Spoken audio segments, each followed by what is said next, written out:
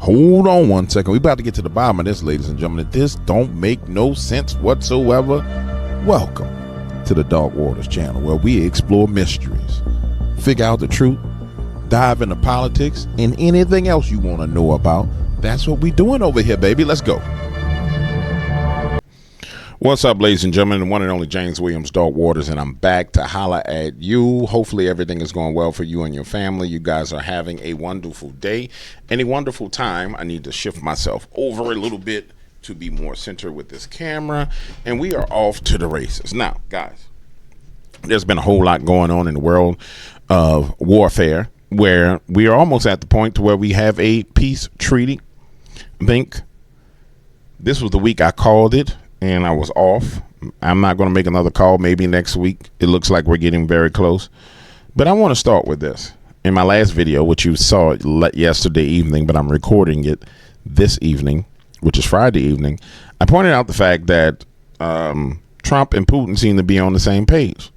The issue that we face is Vladimir Zelensky. Then I showed you some of the videos where these people were clearly Ukrainian shields calling the president of the United States stupid for believing that the Ukraine army was in a position where they were surrounded.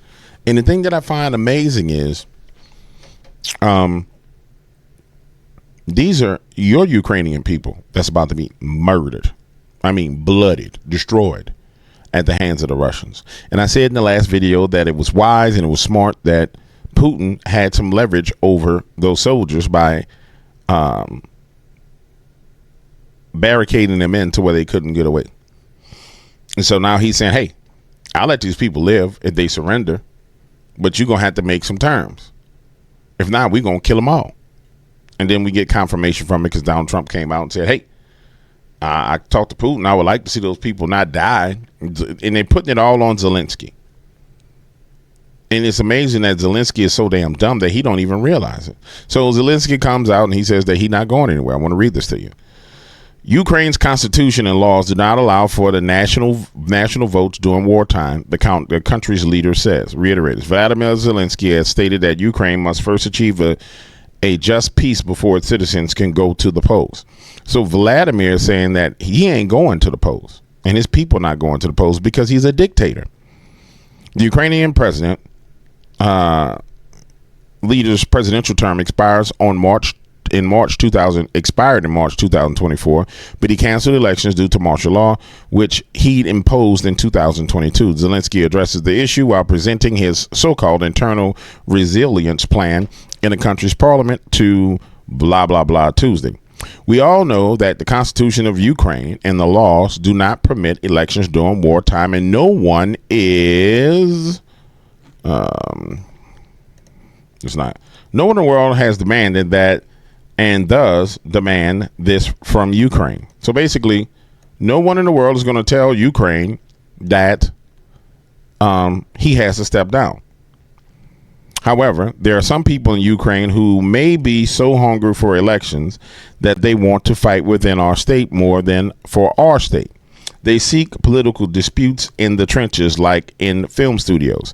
This is detrimental to Ukraine, he stated. First, Ukraine needs just peace, and then Ukrainians will hold the fair elections.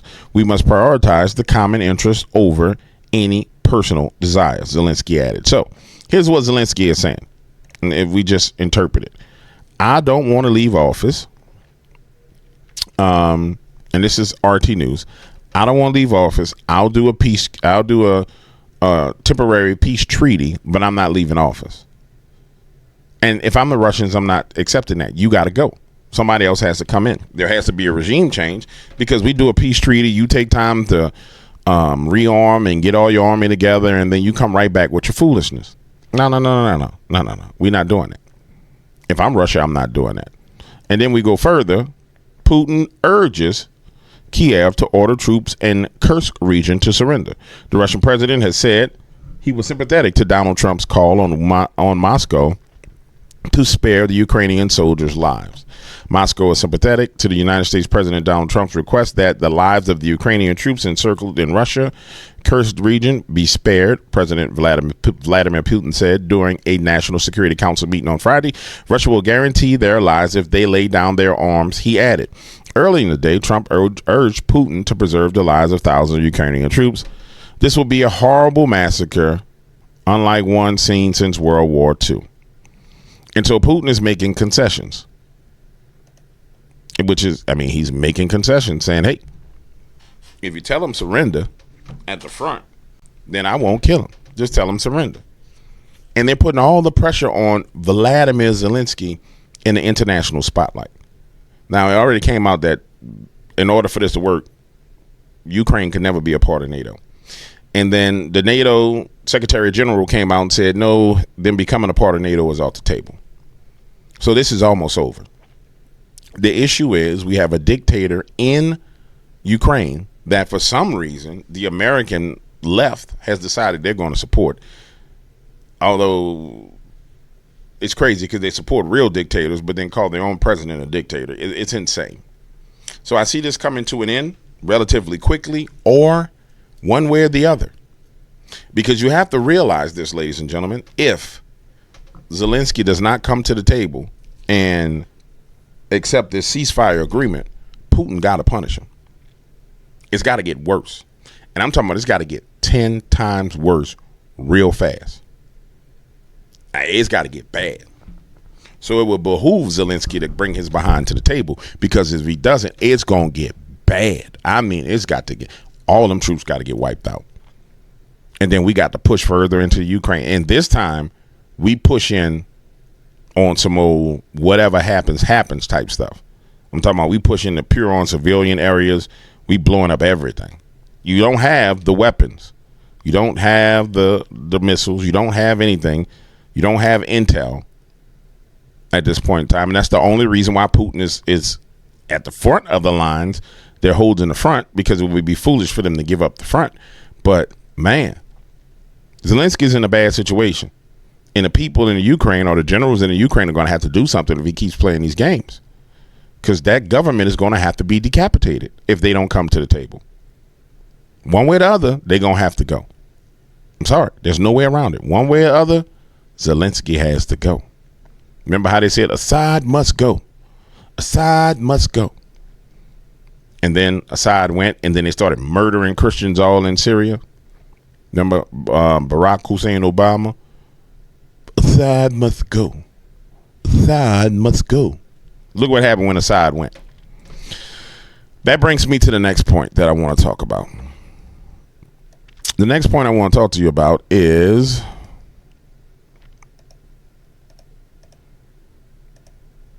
no, I don't have the next point. Let's go to Dan Bongino. Now, we know Dan Bongino is leaving his show and headed into work in the U.S. government. And Dan Bongino has built quite a platform. He's built quite a platform, man, as a political commentator. He's done a great job with this.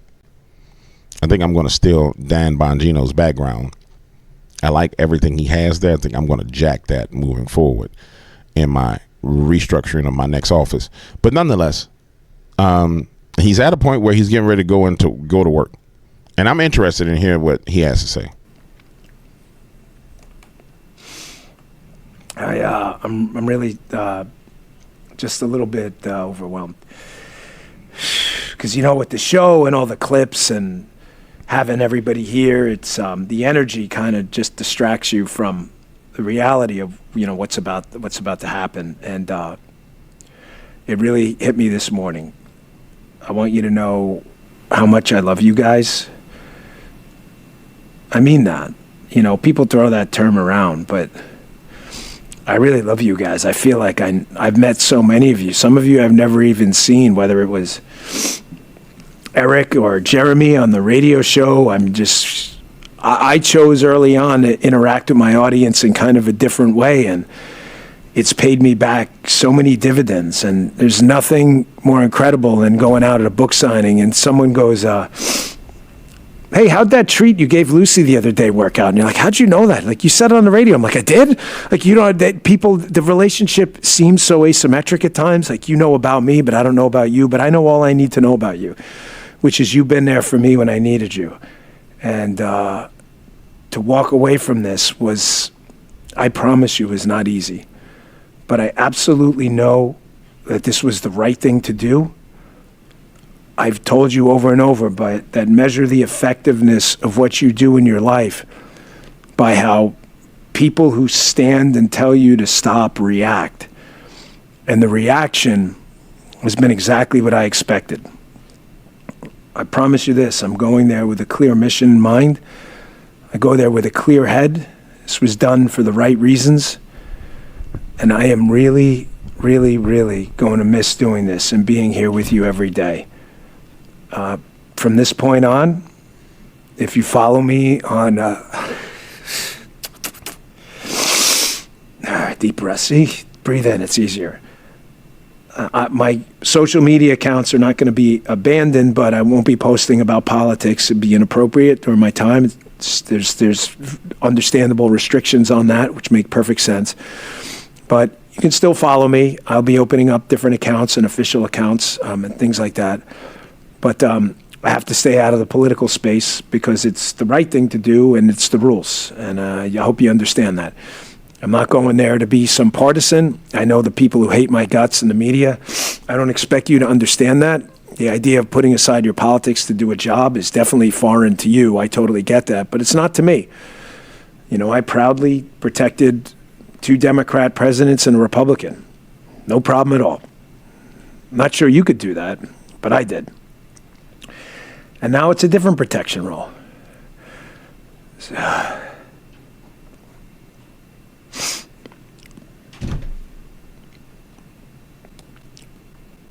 So I still got a radio show to go do. It's crazy. I'm going to get through that. I'll end as I began.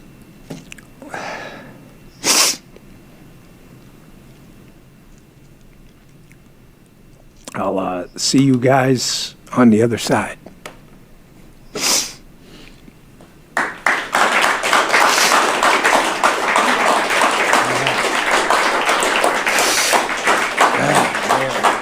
Thank you. That was hard, man. Wow. 3 more hours. Yeah. 3 more hours to go. That's awesome. And I'm going to tell you something, guys. Dan Bongino makes a lot of moolah doing what he's doing. He does. And he's making a sacrifice for this nation. He knows in that moment he's sitting there playing through his mind. He knows what he's about to go through. And he knows what he's sacrificing. And furthermore, he knows what it could lead to if this doesn't work. I don't think many people understand what it means if we don't get rid of these globalists out of our government.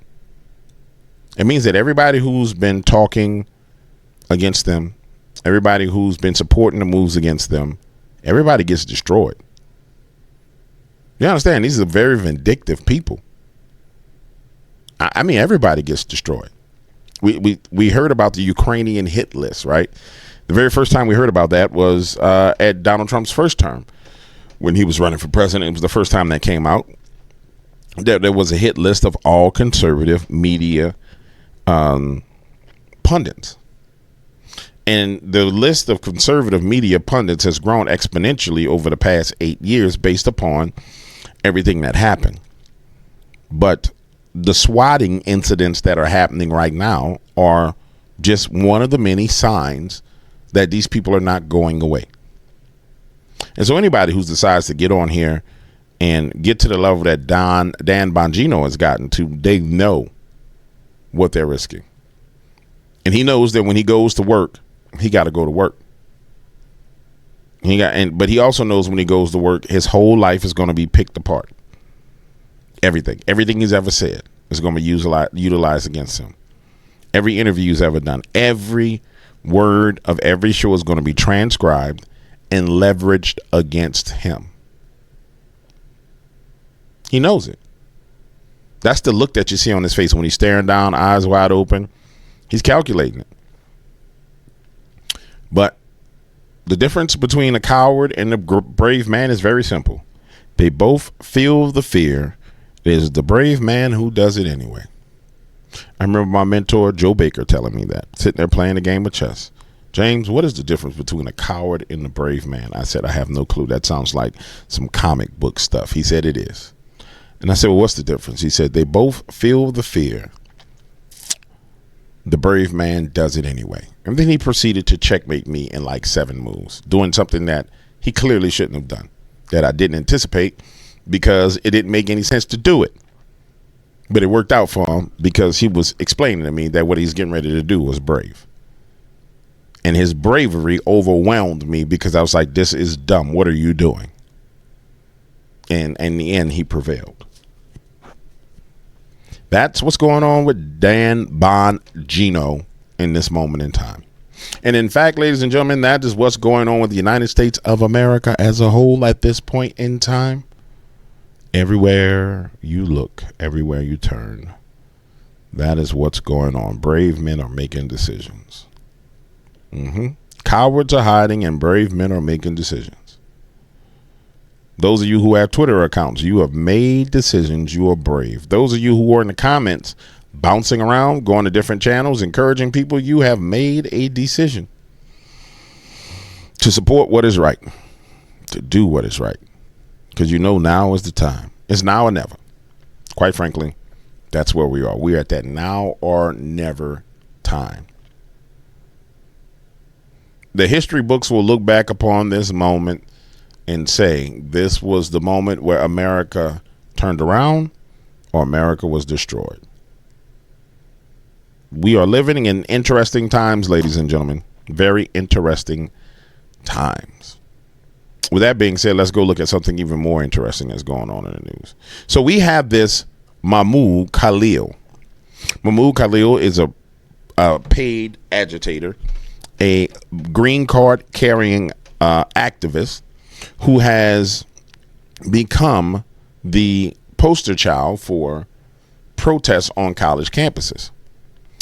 And for some reason, I don't know, for some reason, I mean, I'll just say this: CNN, MSNBC, or enemy news.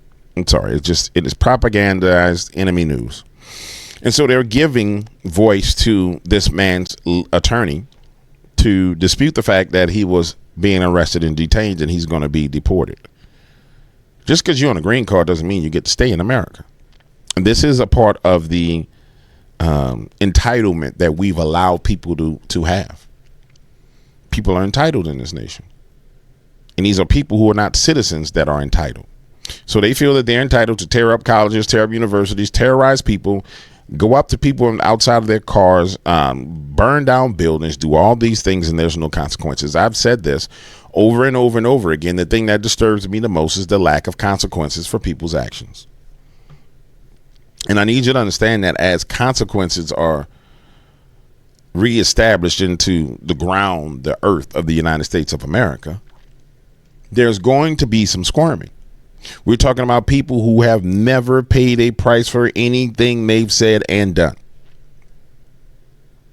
That's why you hear the crying and whining and panicking.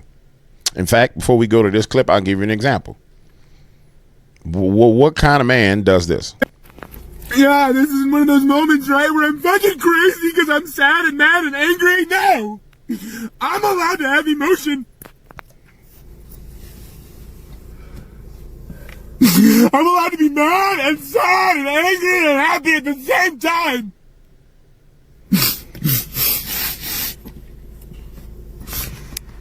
If you're not doing the right thing and I can see that, I'm gonna confront it. I'm gonna tell you. I'm gonna tell you. I don't care if you call the cops. I don't care if I'm your friend. I don't care. Do the right fucking thing.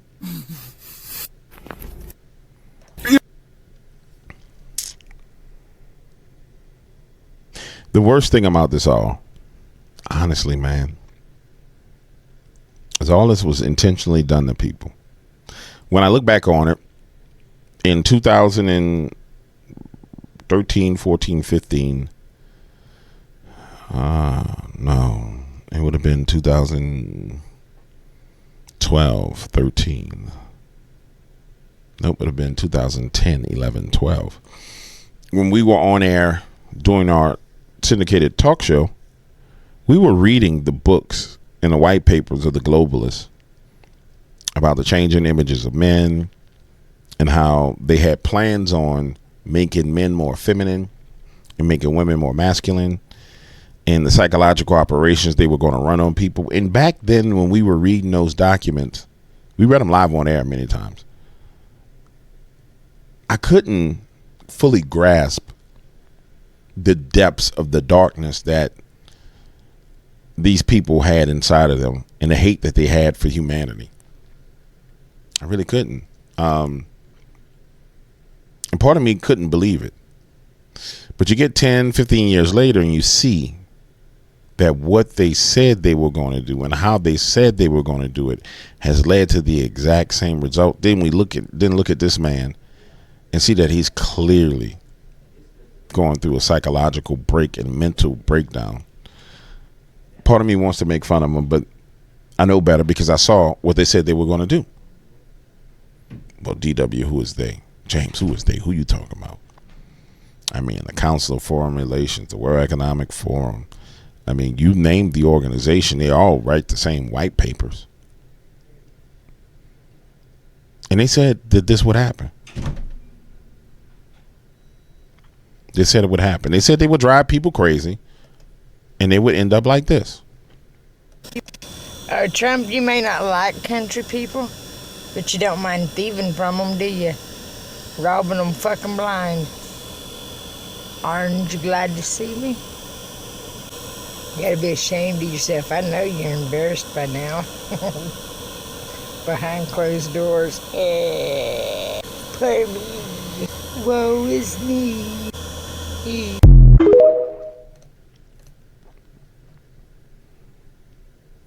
This demon possession is clear. I mean, anybody who has any level of discernment, you clearly see that during the time of COVID, when everything was shut down, when the doors of the gates to hell were opened up, that there had to be demons that flooded the earth, hovering around in the atmosphere, looking for people to come into agreement with, looking for people that were brought into fear, looking for people that were brought into anger, looking for people that were brought into hatred. And they found so many vessels. It's clear they found so many vessels. I mean, look. I mean, just look. I mean, really look. Trump, you may not like country people, but you don't mind thieving from them, do you? There it is. See it?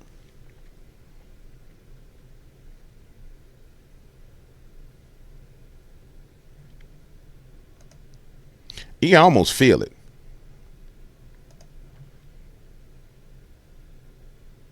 I'm going to leave it there for a second. Just look at it. You want to know how you can see it? Look in the eyes. And I'm going to break something down to you. Don't freak out. Don't freak out. Watch this. The left eye is for empathy. The right eye is for domination. Look into the right eye. And just look at it.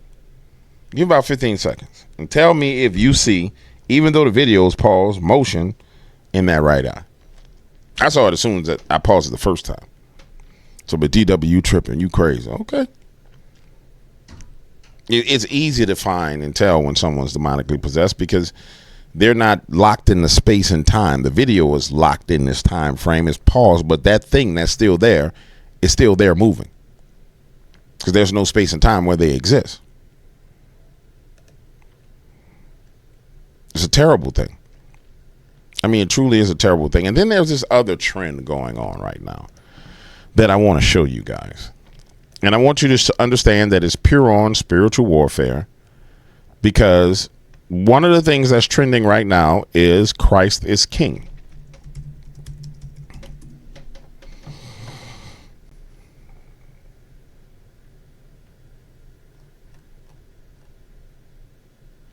Candace Owens, already the number 4 trend in the United States. If we have to do this every year, we will. We will never stop proclaiming it. But whoever denies me before man, I will also deny him before my Father who is in heaven. Christ is King. And it's interesting that when the name Christ comes up, when Jesus comes up, how everybody gets triggered. Everybody gets triggered. And now Candace is being labeled an anti-Semite. Jack Posobiec is being labeled an anti-Semite. And the problem is, you're going to see Christians attacking Christians, or men who claim to be Christians attacking other Christians. The fact of the matter is, Christ is king, and that's all it is to it. Anybody who feels differently got the right to feel differently. Whoa. They got the right to feel differently. You were given free will. Do what you do. You got the right to state your opinion. I'll tell you one thing about Christians, though.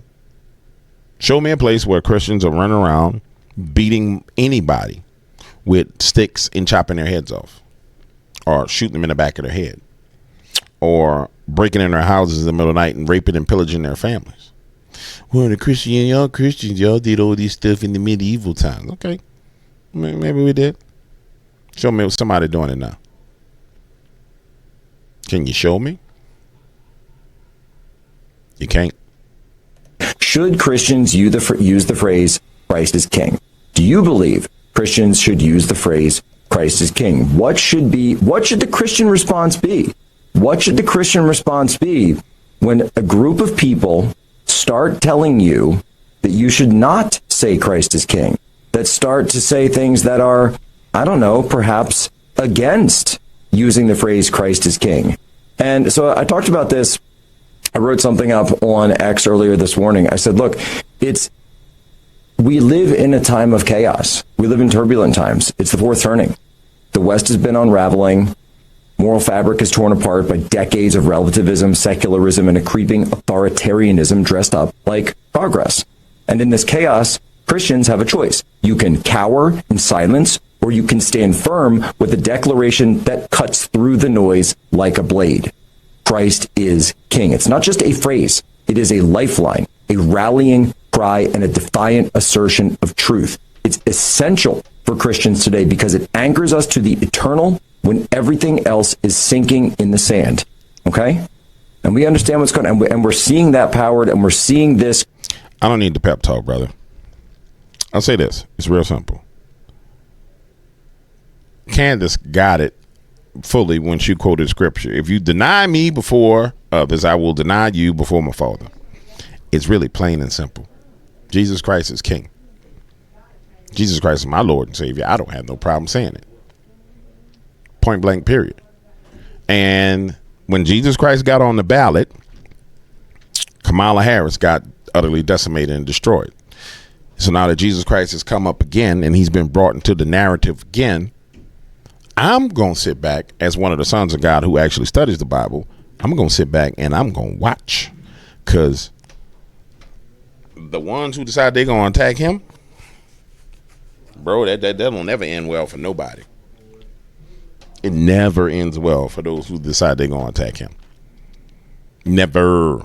Don't believe me? Ask, what's your boy's name? King Anunnaki. What's King Anunnaki name? The black dude that was running all over the place talking about Jesus Christ was an alien. That the Anunnakis are the ones who founded man. You understand? I'm an expert on the emerald tablets and scrolls. I have all the scrolls. I pull them out my butthole and I read the butthole scrolls. What was his name? I'm looking at his face with them dead, demonized eyes that he has.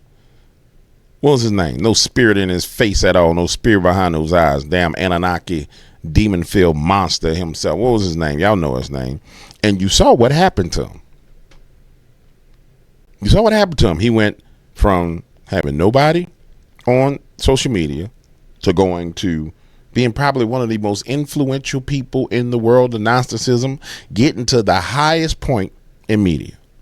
Now, the highest point in modern day media, the mountain of media, the one who's on the top of the mountain of media right now, his name is Alexander Jones, regardless of what anybody says. The one before that on the mountain, his name is Joe Rogan. He went to the highest heights. He ascended the mountain of media. Came down thought he was a conqueror and a victor, died. Remember? The boy died. Then came back from death. Think he would have learned the lesson. Then he went on to have a debate and then died in the debate. And where is his influence now? Where is he now? Is his name ringing anymore? Does his name ring bells anymore? Is anybody checking for him at this point in time? No. No. I don't even see his videos popping up everywhere like they used to. That's an example of what happens when you directly go at Jesus. Only a fool does that.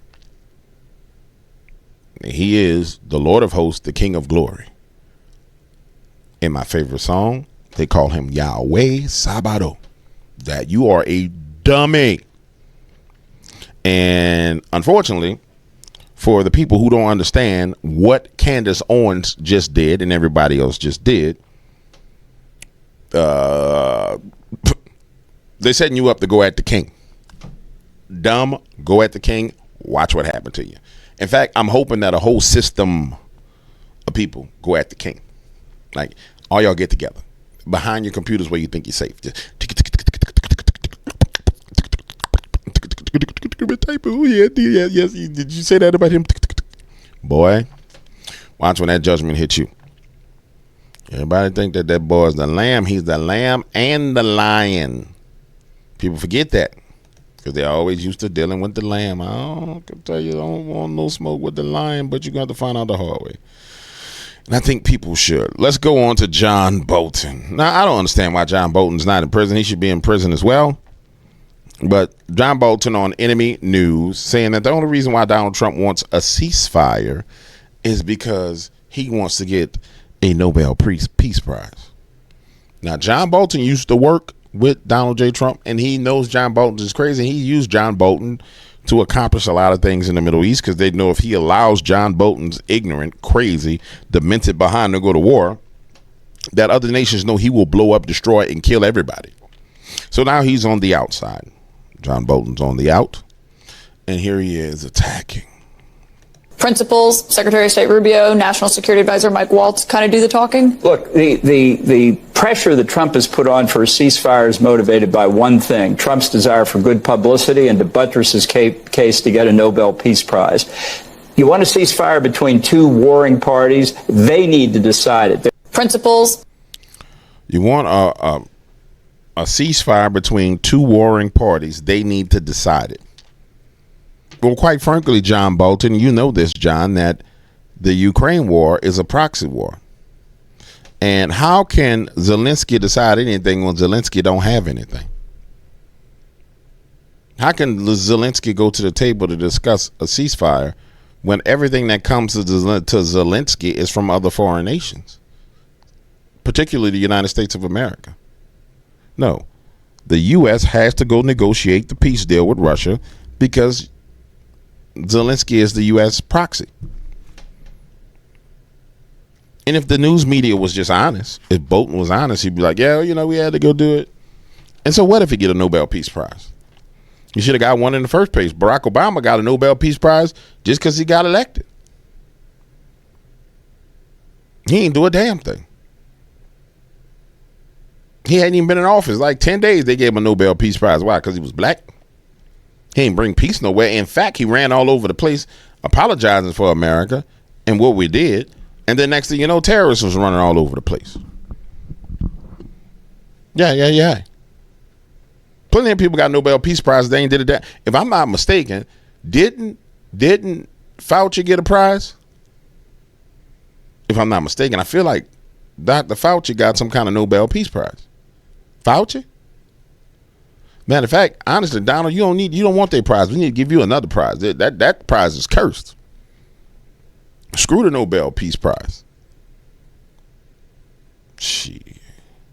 Get all the way the hell out of here, man. Get all the way the hell out of here. Watch this. I want to stick with American Papa Bear for a second. Because American Papa Bear gets all the reactions of people. Get all the reactions.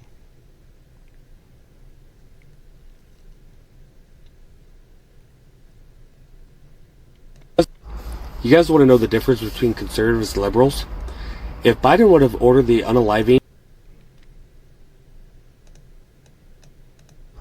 You guys want to know the difference between conservatives and liberals? If Biden would have ordered the unaliving of all Trump supporters, you liberals would have celebrated it. However, if Trump were to ever order the unaliving of all liberals, we would oppose it for the simple fact that as much as we hate your rhetoric, you have a right to the First Amendment, and we believe in that, and that is who we are. I'd have to agree with him on that. I would be like, Donald, you can't be unaliving those, just the average liberal person. But I wouldn't have a problem with him unaliving the leadership of the globalist party. I wouldn't have a problem with that at all. I would actually be cheering that. Let's look at some more leftist meltdowns and see what's going on. I don't give a fuck! Just kill him! You have to!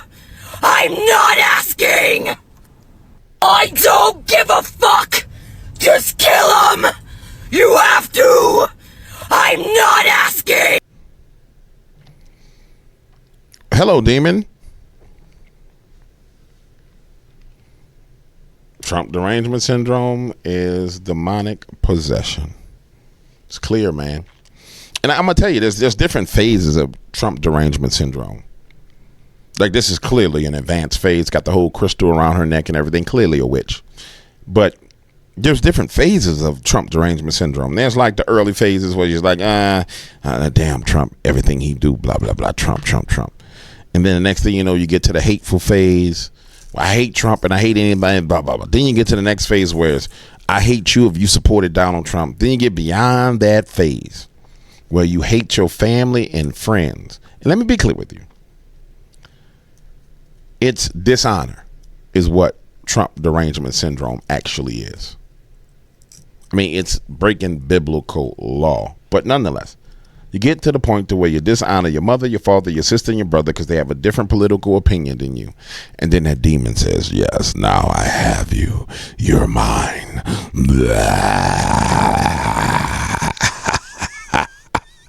I have you. And next thing you know, you're riding around in your car behaving like this. I don't give a fuck! Just kill him! You have to! I'm not asking! Yeah. She might be an early stage Trump derangement syndrome. Let's listen. Let's get something straight.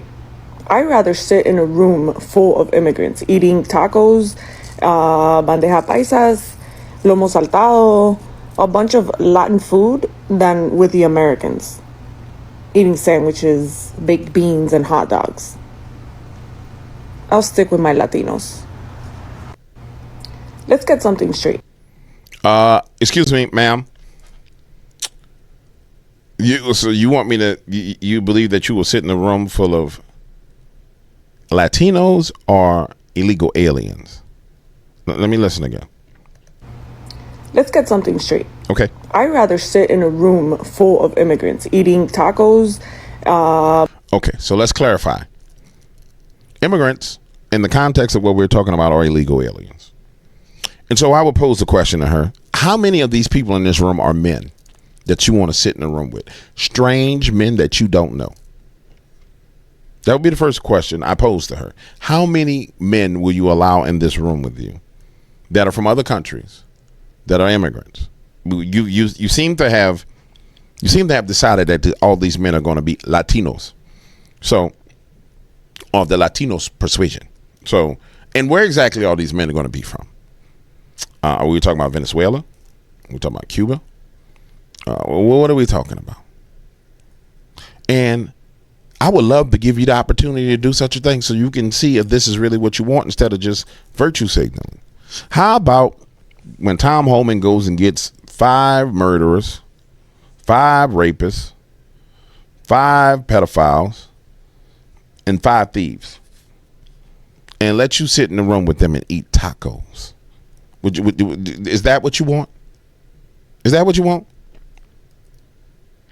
Is that what you're saying? That would be the question that I posed to this young lady. Oh, another demon. Let's listen to what this demon has to say. You know what is so cool? Nope. All the information that I've been getting from the New York Times, MSNBC, PBS, NPR, CBS, NBC, ABC, a little bit of Fox News, very little. But all those sources, Wall Street Journal, The Hill, Politico. Your demon is messing with the damn audio. Listen to this.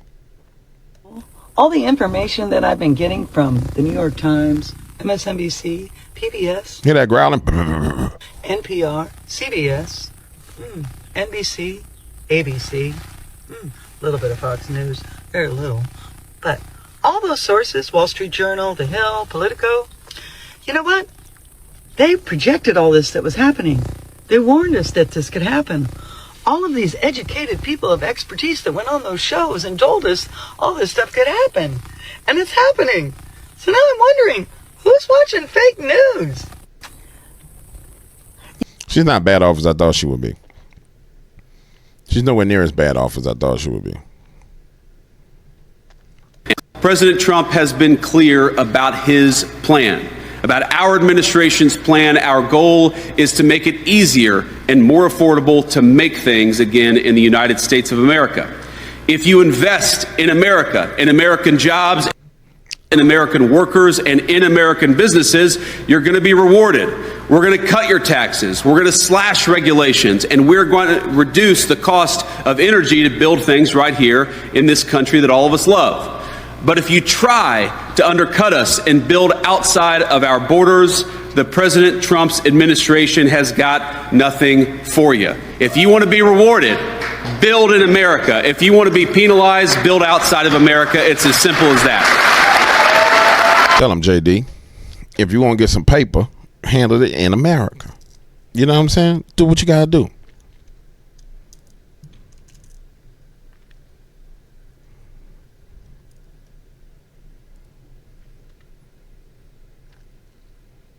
Wow, that really do look like that could be his dad. Wow. Wow, wow, wow. All right, guys, I got some stuff I need to take care of. I want to look at one more thing, though. I want to find what Donald was saying today at the Department of Justice. Give me a second. Boom, boom. Here it is.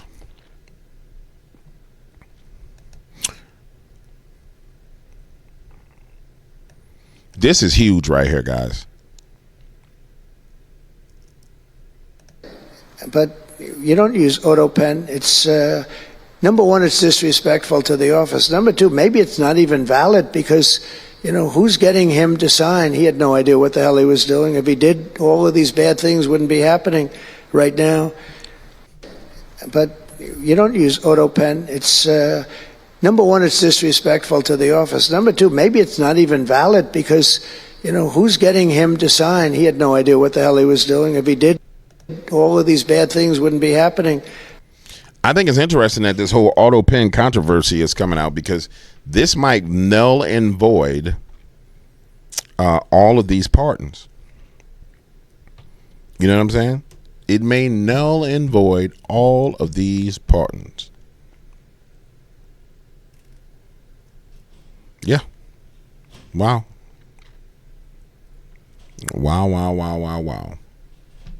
And if those pardons are null and void, it's a problem for a lot of people. You know what I'm saying? It's a huge problem for a lot of people.